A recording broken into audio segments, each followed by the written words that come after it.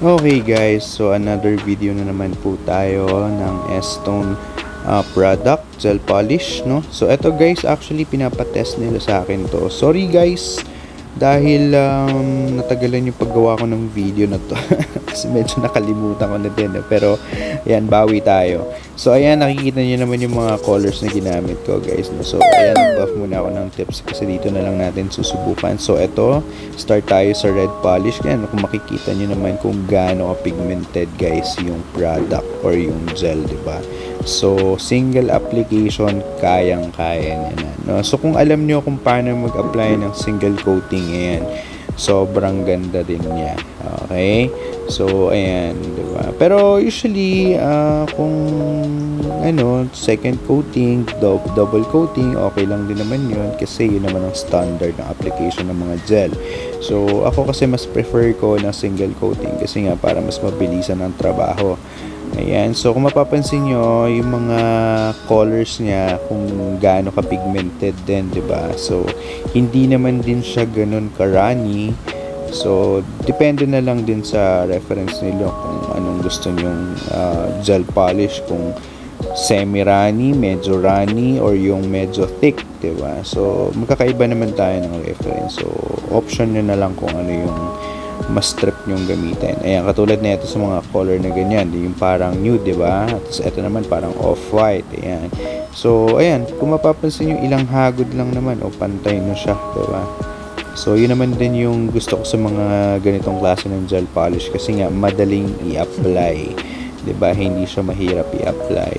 So, yung iba kasi nahihirapan especially kapag red, black, white, no. So, dito, ayan, kung alam niyo naman yung technique ng application, ayan, madali lang, 'di ba? So, nag-try din tayo mag-nail art dito. So, ito random nail art na lang yung gagawin natin kasi syempre medyo nilulumot na ako sa nail art, no? Hindi na ako masyado marunong guys, so susubukan na lang natin, no?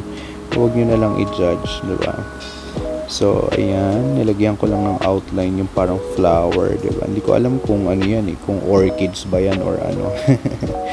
So tapos ayan, naglagay lang ako ng mga lining para medyo kahit pa paano mabuhay yung flower, diba? So kanya-kanyang trip lang yan. Then after nyan, maglalagay tayo ng parang color white. Kumbaga outline ko din. So pinatungan lang natin yung una nating nilagay. So para medyo buhay lang yung flower, diba?